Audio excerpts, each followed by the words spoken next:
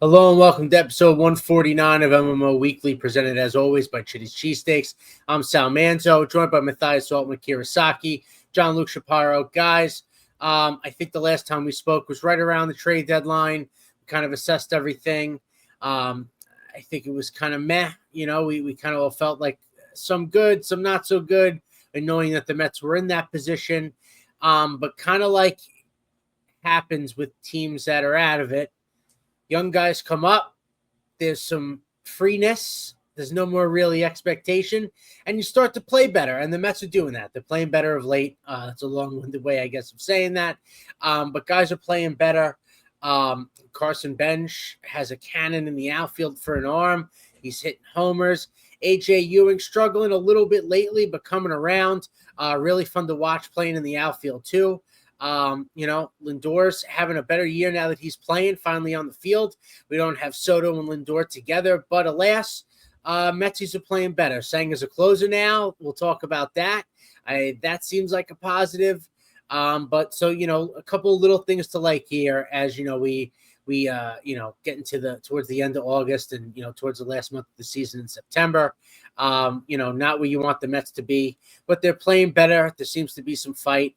And some of these young guys, I think there's a lot to be excited for there. So, John Luke, why don't we start with you? Just, thoughts on kind of last couple of weeks here since the deadline, what we're seeing. I don't know what changed between the series before the deadline and when they went to Cleveland that just something just clicked. Maybe they finally began to settle in on what Andy Green was preaching, and everything just seems to be connecting for some reason. And it's like you said, they're playing a lot freer, and I think that kind of adds to it. There was an article by Max. Max Goodman, right? I'm hoping I'm getting his name right, at NJ.com. And he mentioned he was speaking to some players in regards to kind of the atmosphere, and it wasn't. And he mentioned that, or at least in the article, it mentions that the players weren't. It wasn't for a lack of trying. It was more of the fact that they didn't. That team was so new, at least with the personalities with each other, that they just didn't seem to mesh. So it kind of seems as if they got. I'm not saying that the guys that they got rid of were a problem, but it seems as if with some of the youthful energy that came in, along with just some of the guys that were probably already here, things just kind of click where they said, you know what, let's just kind of salvage this. Let's just play to have fun.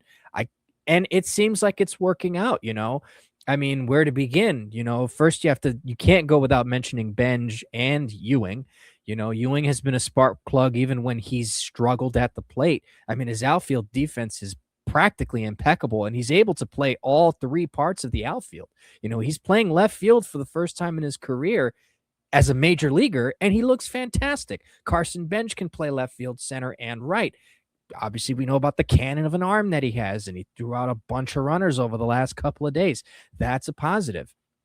And then you have not only that, but also Lindor is beginning to hit. Bichette has become a consistent hitter and a really good defender at third base too.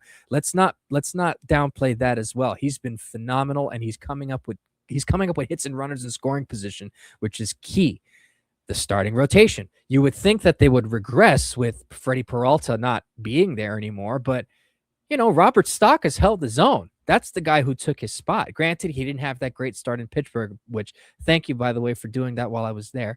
But no, but all respect to Robert Stock, though. He's been nothing but fantastic in the 3 starts or so he's been here so far. Zach Thornton has been nothing but fantastic. Even on the starts where he's not himself, he's still giving you quality starts. Obviously, they're missing Clay Holmes, but Sean Manaea and Nolan McLean have also just anchored their way into the rotation. I'm not anchored their way into the rotation, but they've given this team quality starts night in and night out.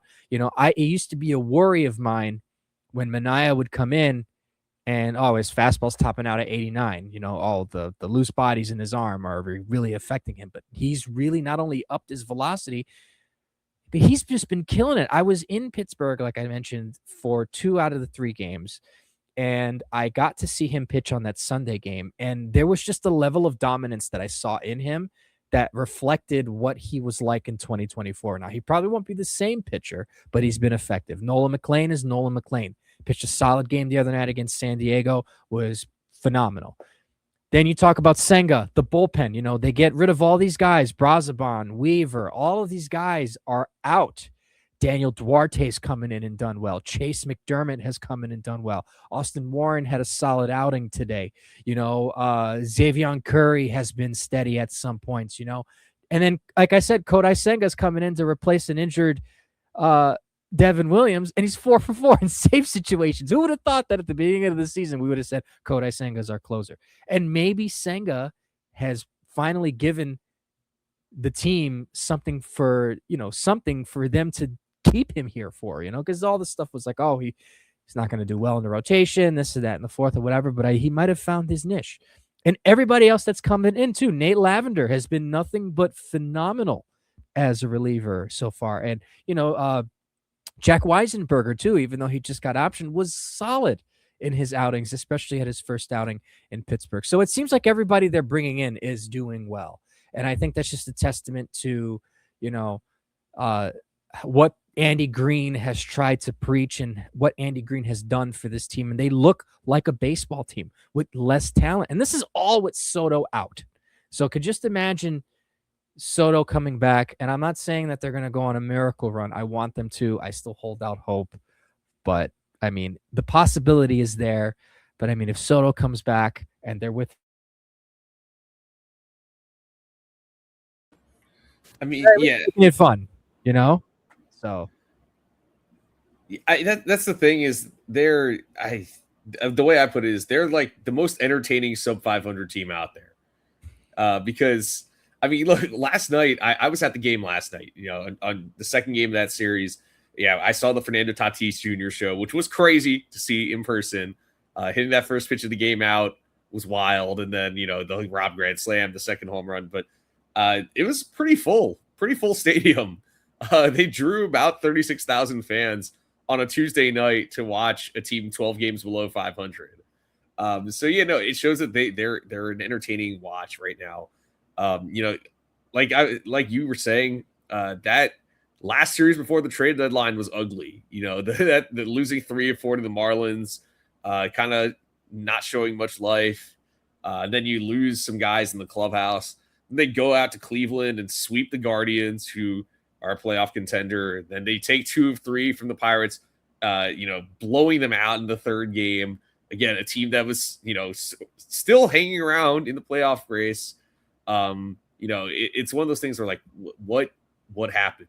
Like, did we just need new energy in the clubhouse? Maybe it was just calling up Jeffrey Yan. Jeffrey Yan, by the way, you know, obviously he's really fun to watch on the mound, but his last couple outings, he's actually throwing strikes. That was my biggest concern here. Can he throw the ball in the strike zone? But yes, he's been throwing the ball in the strike zone. He's actually a useful member of the bullpen. I've actually been kind of impressed with Jonathan Pintaro the last couple times out. He's been nice. You know, he got his first major league win recently. Daniel Duarte, I mean, is this what the Mets wanted Rico Garcia to be? I know they let go of Garcia. Now they're giving Duarte a shot. It's looking good for him. His stuff is there. Great 8th inning today against the Padres, striking out 2. Senga, like you were saying, 4 for 4 in save opportunities. I know he got in a little bit of a dicey situation, the series finale with San Diego, but for some reason I had a feeling he was going to get out of it. Got Austin Hayes to double play, left Tatis in the on-deck circle. And yes, Carson Benge hit his 15th homer of the year today. 18 steals too. He's only the second Mets rookie to have a 15-15 season even. He could be the first Mets rookie to have a 2020 season, in which case he's going to force himself into the rookie of the year conversation, especially with his defense. That throwing arm, I know he was a two-way player at Oklahoma State. I mean, honestly, he's showing off why he had some prowess on the mound. That's a ridiculous throwing arm. That might be one of the best arms I've ever seen on the Mets, other than maybe Yoenis Cespedes. So yeah, there's reasons to be excited about this team, even though they're below 500. It's a lot more different of a vibe compared to the 2023 team, where it was mostly just, you know, all right, we called up the veteran depth in AAA, you know, let them play out the last 2 months of the year, whatever. This is all right. We have, you know, some pieces of the future on the team right now, and they're performing, they're balling out. And it's giving fans reasons to be excited about whenever the next season is.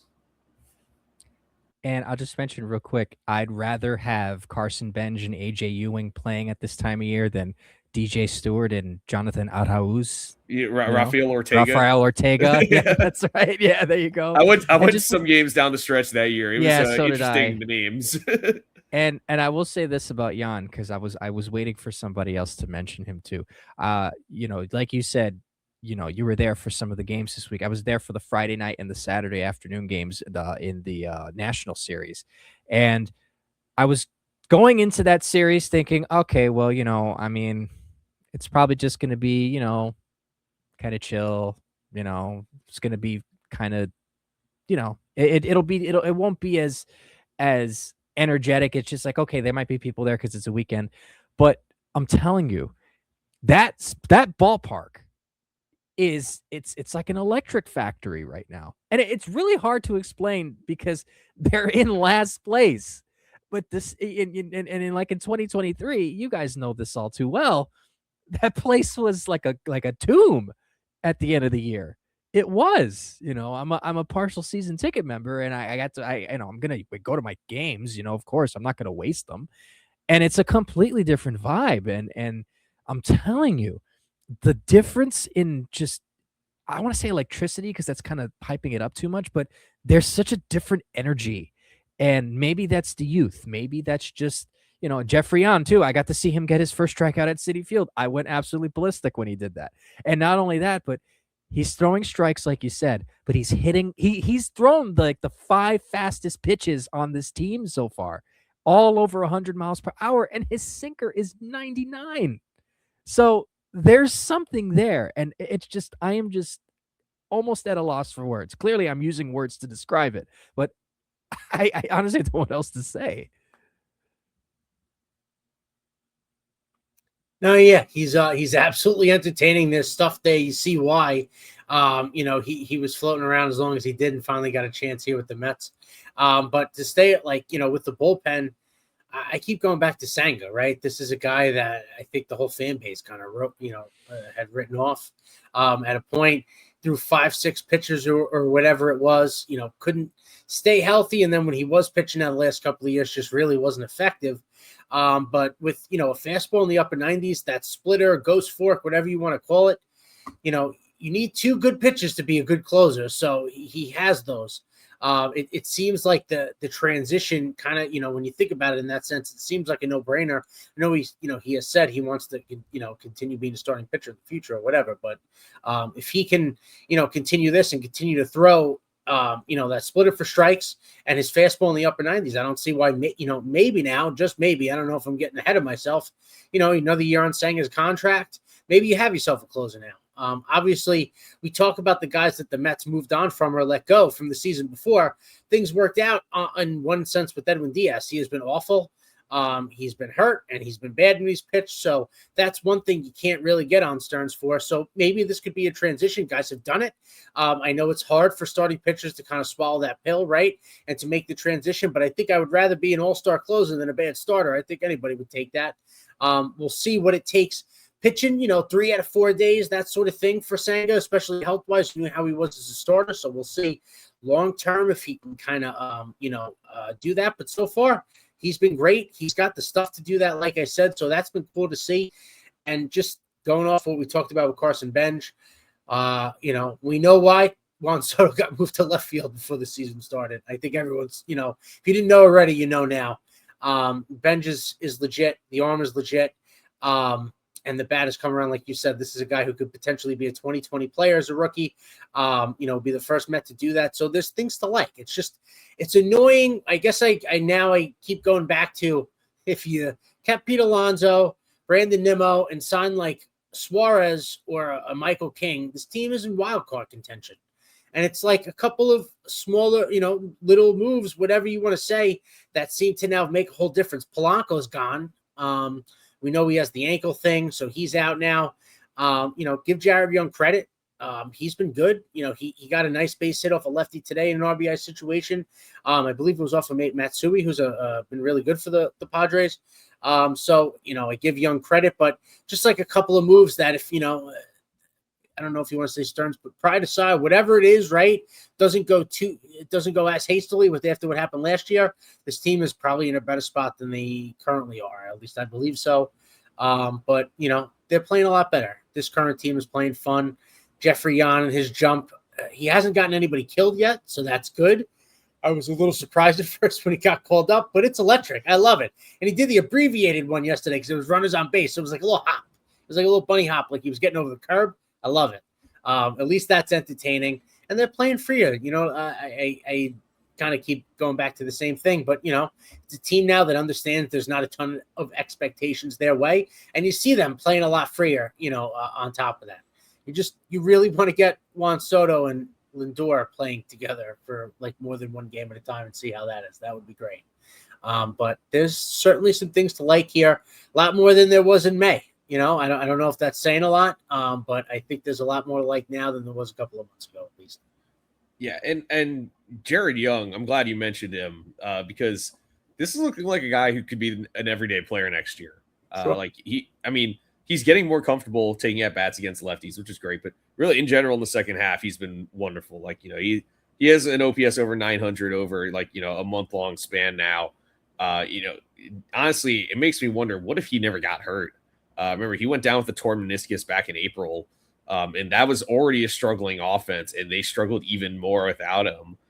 He's proven to be pretty valuable. He's a really good defender at first base too, and he can play the outfield a little bit. So, he has his spot, I think, going forward. And I know Gary mentioned this on the telecast. I think it was on Sunday. It's kind of like Ryan O'Hearn, a guy who struggled to find his footing until his 30s and then really broke out. And now he's a solid everyday player.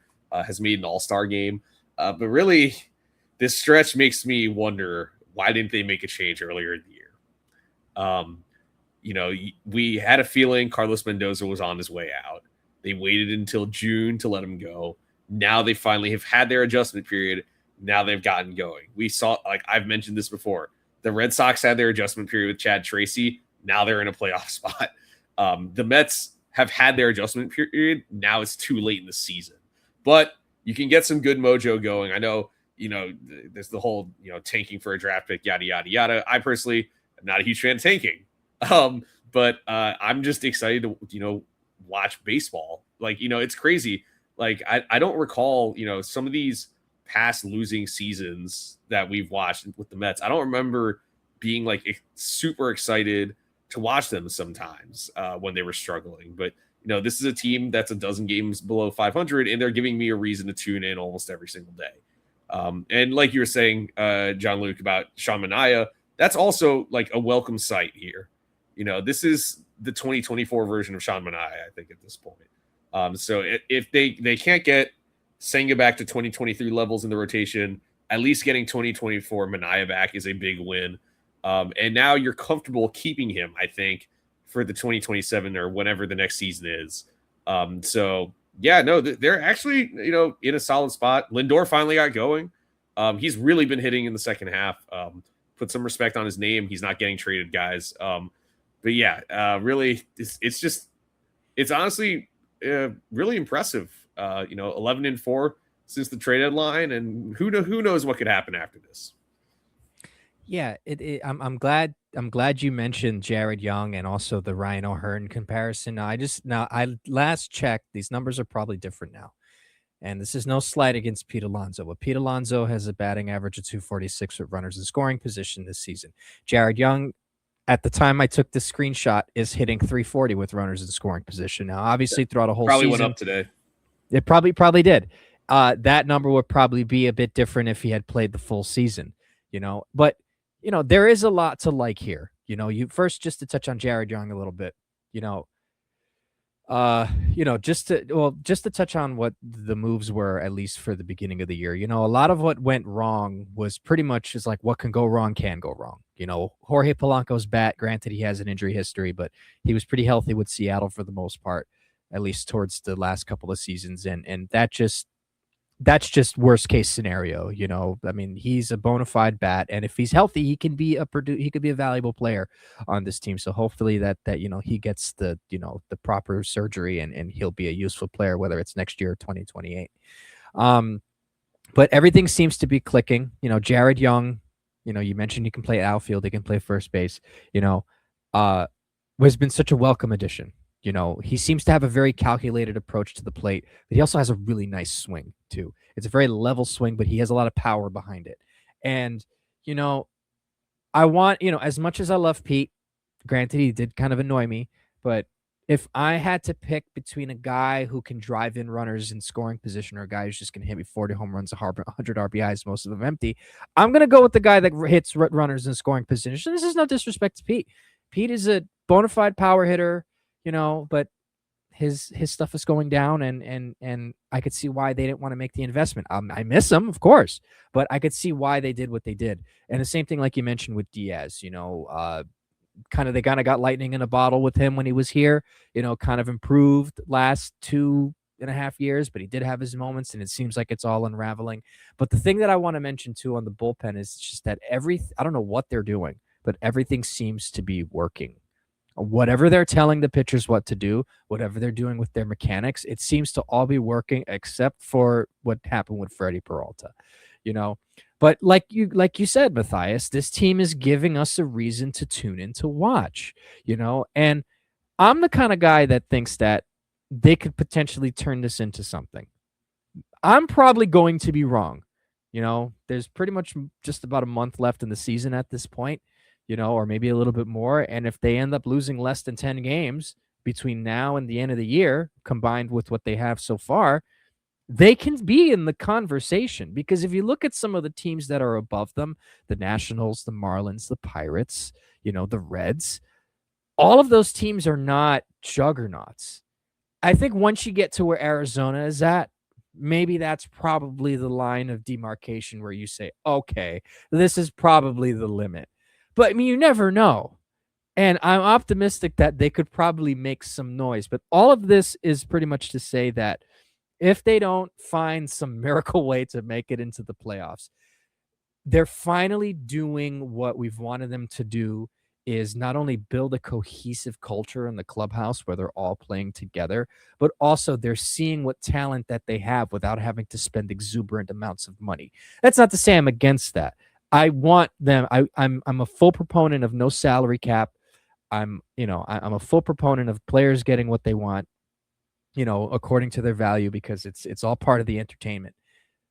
But sometimes the investment has to be the right one, which is why I guess there was some hesitation with Diaz and Alonso and all that. So if you're going to invest, I'm happy they invested in Bichette, Soto, and maybe Tarek Skubal. Who knows?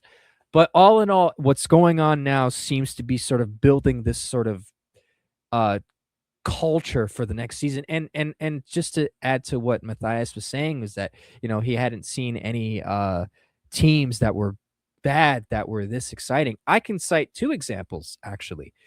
The 2005 season towards the end of the year and the 2014 season, right?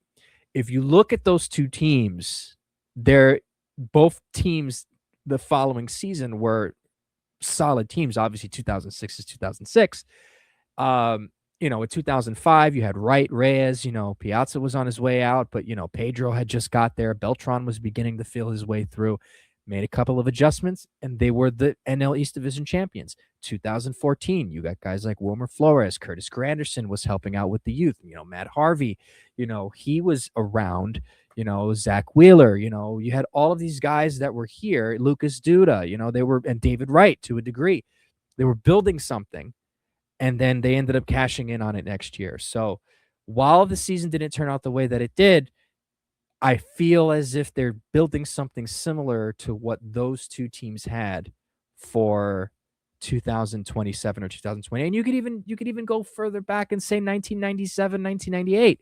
Those were the building block teams for the 99-2000 seasons. So I'm hoping that they follow that trend, because there's a lot of good that's coming out. And I'll say this just to end my thought here. I think right now this current iteration of the Mets and their youth and the talent that they have is the best they've had in years. Even better than 2015, even better than 2024, better than 2006. There is so much raw talent on this team that it could potentially sustain itself for more than 3 years at a time.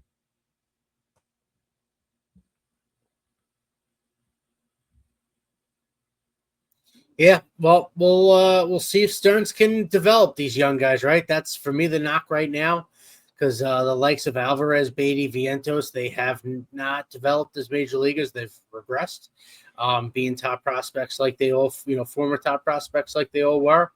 So we'll see kind of what happens with the rest of this youth group. But hopefully, we're all hoping it would be great to see them not have to do a full rebuild or whatever else the next few years. I know people kind of just feel like it's the Dodgers no matter what anyway. But it would be nice to see the Mets contend for something here. They're going to have, a nice area over the next few years that they're building up. We want to have good baseball along with that to have people come around. So hopefully that's the case. I think we hit everything for this episode. I don't know about you guys, but I think we can wrap it up. We'll catch you next week as far as everything going on in Mets land. These young guys, Carson Benge is going to throw out 8 more people between now and the next time we have this podcast. Best outfield arm in the game. Would love to see him get himself in that Rookie of the Year conversation like you're talking about, Matthias. So we'll see what happens here. There's some, obviously more individual things, but from a developmental standpoint, things to watch, for from this team, that could contribute beyond 2026. So we'll catch you up everything there. And as always, everybody, let's go Mets.